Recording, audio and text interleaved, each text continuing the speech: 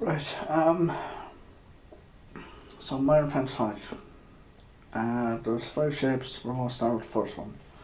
So we're going to take the A minor pentatonic as an example. So it starts on the 5th fret of the low E string. And you're going 5-8, 5-7, 5-7, 5-7, 5-8, 5-8.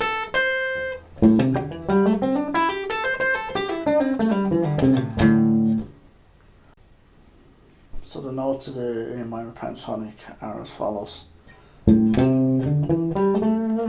It's only 5 notes, so I'm just going to go to them. So it starts with A, then you have C, then you have D, then you have E, and then you have G, and back to A. So that's A, C, D, E, G, A.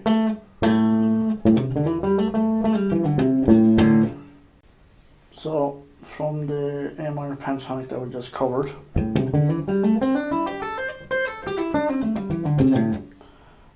you can do a bunch of exercises with this. One that I like to do to get the dexterity in the fingers going is doing hammer-ons and pull-offs, also known as trills. So it'd be like, say, the first 2 notes. So you're hammering on, pulling off. And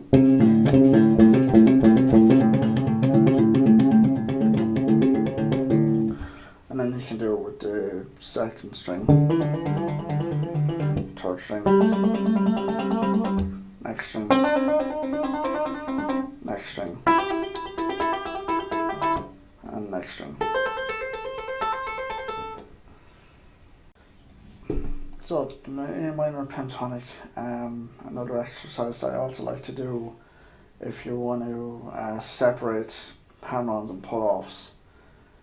Just take 2 strings at a time, so say the low E and the A string, and basically go through those notes where you only strike the 1st string, hammer on the 2nd note, and then hit the next note, and then hammer on that one. So it'd be like, so it's basically pick, hammer on, pick, hammer on, and then repeat.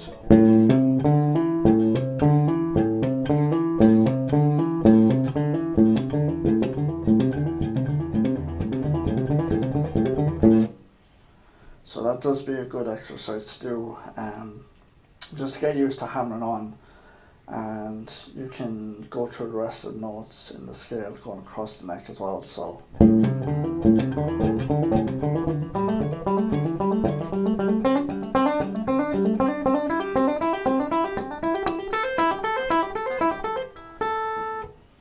that does be a good one to get your dexterity going, warm up the fingers as well. Can come in very handy for a lot of lead licks and phrases here and there. There's a lot of rock and blues stuff that do all that kind of stuff, like, you know.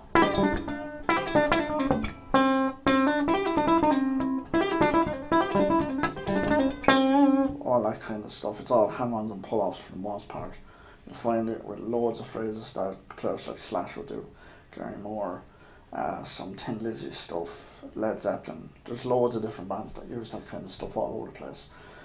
Particularly in the metal, I would say definitely Kirk Hammett. He does a lot of that kind of stuff for sure, because pretty much like a good 90 to 95% of all his solos, minor pentatonic for everything. That's all it is. It's either that or the wah. It's one or the other or both. But yeah, there's small little things like that. So you can do the hammer-ons.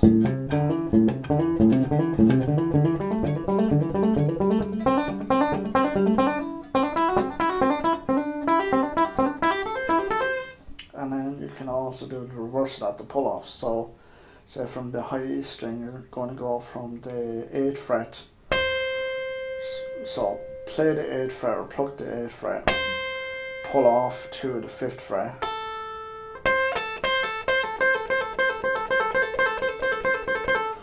and then play the 8th fret on the B string, pull off to the 5th fret. So then when you combine those two, and then you kind of keep looping it and keep speeding it up.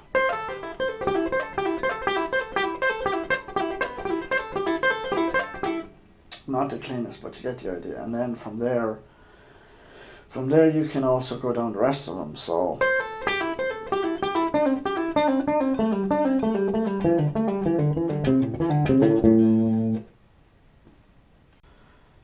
we've done the hammer-ons, we've done the pull-offs, we've done the trills.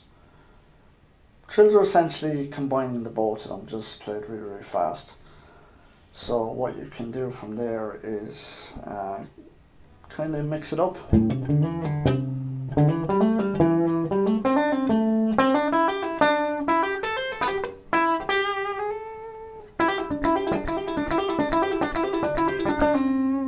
These are all kind of phrases that you'll come across in rock and blues all over the place with soloing.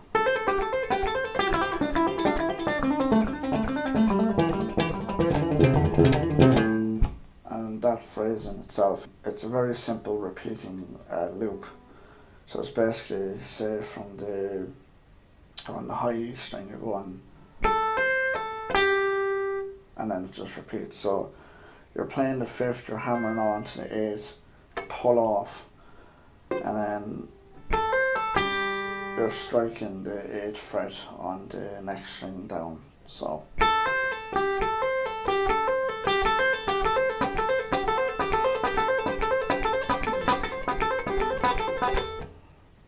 again, not the cleanest, but you get the idea. And then from there you can do it with the others. So it'd be 5, 8 on the B, and then 7 on the G string.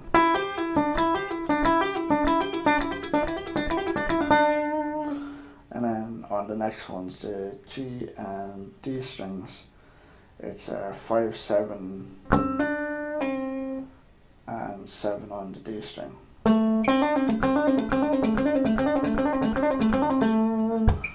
And then the same again on the D and the A string.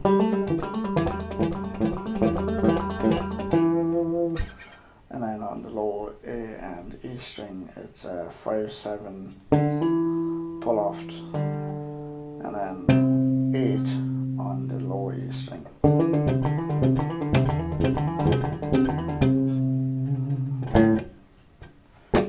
So you can combine a bunch of them. Yeah, that'd be easier to play with a pick.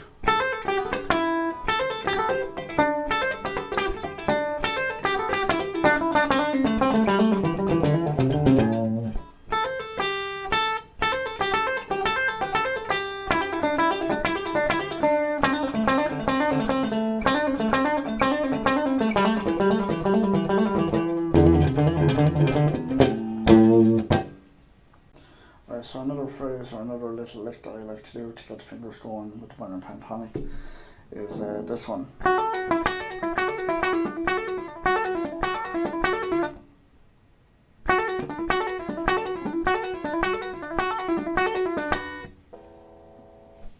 So the idea of this lick is very simple.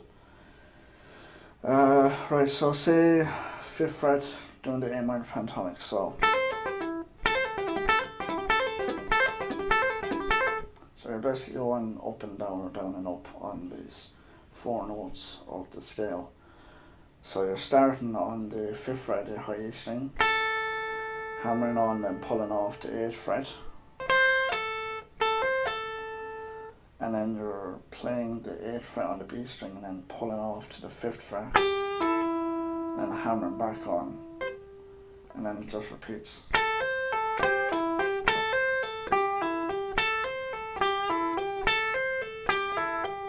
The idea of this phrase, to make it really fluid, is with the picking hand, you're literally just one strike on each string. So it's one downstroke on the high E string, one upstroke on the B string. So down, up, down, up.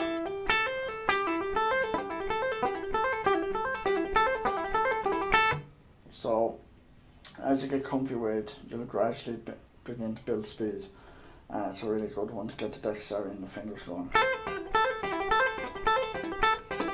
And sometimes you can even do it where you're only striking the high E string just once, so it's a single downstroke. And everything else is just hammer and pull offs.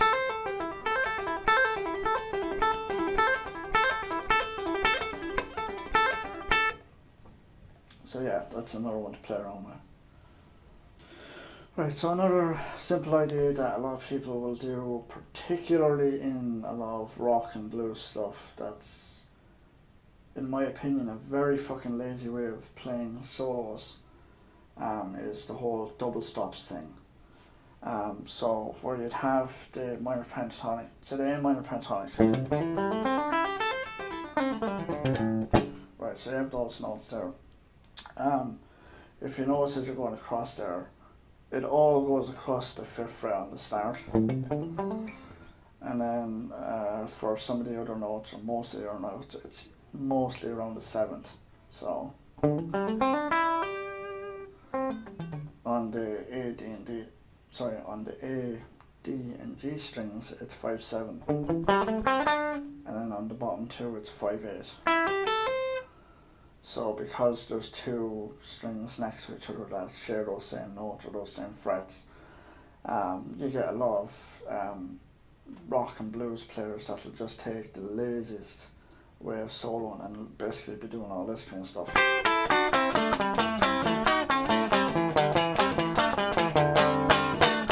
Like a lot of AC/DC and stuff is doing that kind of stuff.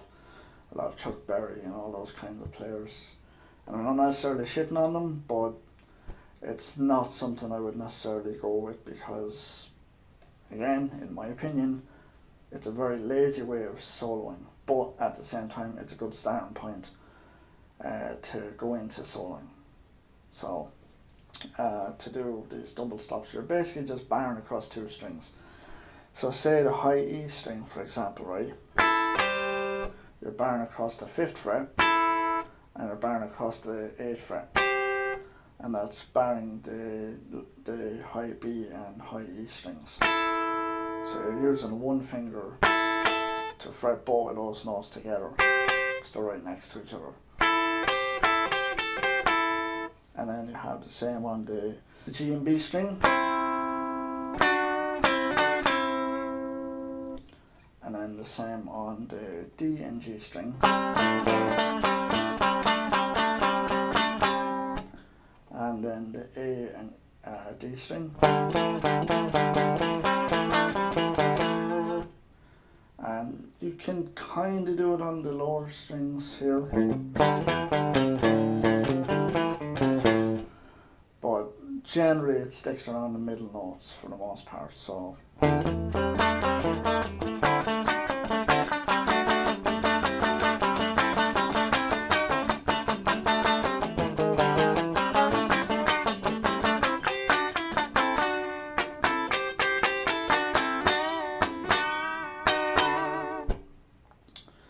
Yeah, so it's a starting point if you want to go down the line of soloing,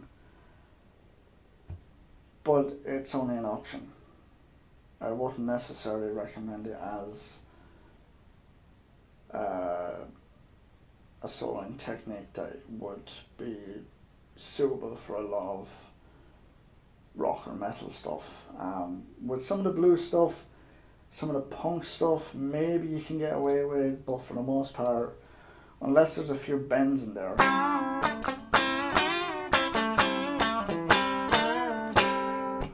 it's going to sound pretty bad.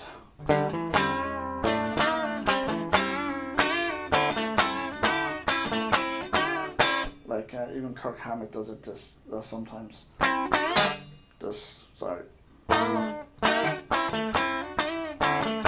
He'll be doing it up on the 12th fret or the 14th. But it's essentially the same kind of thing. And I think that particular phrase, it's in part of the solo for The Memory Remains, if I remember right, but don't quote me on that, go check it yourself to be sure. So there's a simple little idea to get started on some of the soloing ideas with the minor pentatonic. Just the double stops, throw a few bends in there as well.